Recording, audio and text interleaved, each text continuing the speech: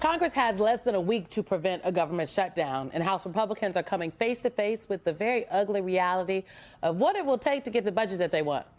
You've got the nonpartisan Congressional Budget Office now saying that Republicans won't be able to meet their goal of cutting $1.5 trillion in spending over the next 10 years without significant cuts to Medicare or Medicaid benefits. Politico reports that Republicans are hoping to release text of a spending bill as early as today. Joining us now is someone that knows a little something about budgets, Democratic Congressman Brendan Boyle of Pennsylvania. He is the ranking member of the House Budget Committee and an avid Amtrak rider, if I may add.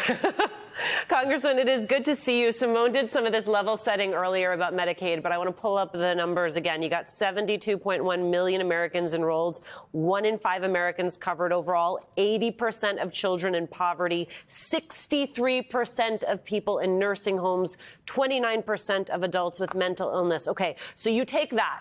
Those are the stakes of the people in this country and then their families around them who rely on the program. Now let's look at the math. And I'm going to guess you are better at math than the Republicans who are putting together these bills, because they have available to cut outside of Medicare and Medicaid $581 billion. Their goal for cuts is $880 billion. Tell me how that maths without cutting Medicaid or Medicare. Well, it's great to be with you. And yes, you know, when we had a 12-hour committee hearing, what we call markup on their legislation, I kept pointing out that their legislation requires hundreds of billions of dollars worth of cuts to Medicaid. They, of course, including their number two, Steve Scalise, would come back and say, oh, no, we wouldn't cut Medicaid. You can't even find the word in the bill. It was very disingenuous on their part because, as your math shows, and as I asked the Congressional Budget Office to confirm, even if you cut 100% of everything else, still, in order to reach that $880 billion total cut figure, you would have to cut hundreds of billions of dollars from Medicaid. So there is no doubt this legislation, the Republican tax cut plan, calls for the largest cuts to Medicaid in American history, all to help pay for tax cuts that mostly go to billionaires. Congressman, in addition to the drama around the cut, no cuts of Medicare and Medicaid by Republicans, you have Speaker Johnson right now out there peddling this idea among Republicans to get on board with a stopgap bill that would largely keep the federal dollars flowing through the end of this fiscal year, which is September 30th. Some are seeing this as a little bit of a surrender by Republicans on this issue because it will keep in place the budgetary levels and priorities of the former President, Joe Biden. Which, of course, oh, my God, Donald Trump and company must be losing their minds that we do anything that relates to Joe Biden. How do Democrats see this situation right now going into what is a countdown clock on whether or not the government stays open? Is it in line with what some are reporting that Democrats doubt that Trump will even abide by the next spending bill, making them even less inclined to vote for it? Or is there something else going on in that regard? Well, you know, I think there are a few things happening at the same time. First, let's just be clear. Republicans control the House. Republicans control the Senate. Republicans have the White House. If there ends up being a government shutdown, it will be because Republicans want a government shutdown. So that's the first thing.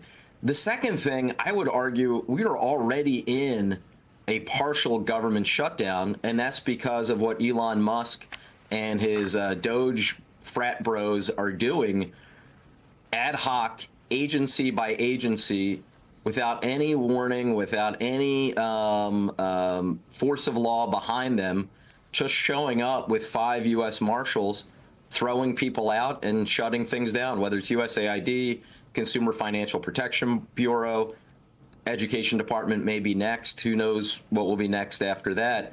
So my view is if we're going to get back to the actual budget resolution that was last agreed to, and we're going to continue that, well, that means reversing the illegal activity that Elon Musk and his bros have been doing over the last 6 weeks. Because if you really want me to vote for something, I need to have the peace of mind and the guarantee that if I vote for a bill on Friday, all of a sudden on Saturday, Elon Musk won't show up and shut the agency down that I just agreed to fund. I mean, well, putting that on the table, then it seems to me like there is no way that in good faith, your Republican colleagues can promise you all that, because they don't have control over Elon Musk right now at this point. I mean, the president is saying that now Elon Musk is just an advisor, but I think that that is frankly just messaging to kind of clear up the mess that he's made, as opposed to an actual policy change. So it seems to me like you all can't get the insurances that you would need to support anything that your Republican colleagues would put forward. So can we expect that Democrats are going to hold the line?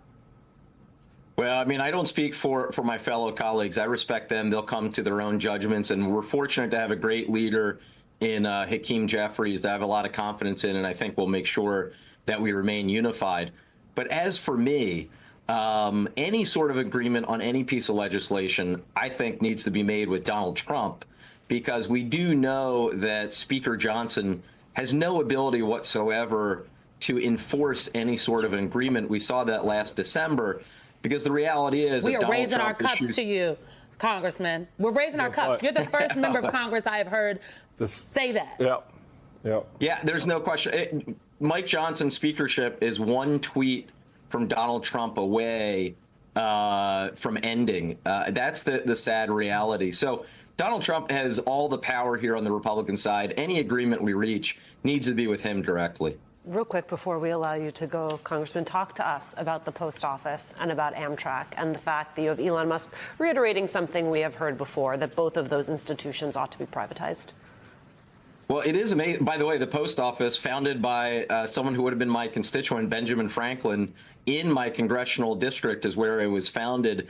It has the highest approval rating of any agency within the U.S. federal government. It actually operates as quasi-independent as it is. I think that attempting to privatize the most popular part of government would indeed be deeply unpopular. And then as far as Amtrak, a subject near and dear to my heart, former President Biden and I probably talked about Amtrak more than maybe any other topic. In the Northeast Corridor, in the D.C. to New York to Boston part of our country, which is the biggest generator of our national GDP, Amtrak is absolutely vital. I cannot imagine what would happen if we lost Amtrak. I don't know how I would get to work, by the way, every week as someone who frequently is on Amtrak multiple times a week. It would have a devastating impact on our economy. Well, right after the show, I'm going to go update Benjamin Franklin's Wikipedia page to say would-be Brendan Boyle constituent. I love that as a flex. Thank you so much, Congressman, for being with us.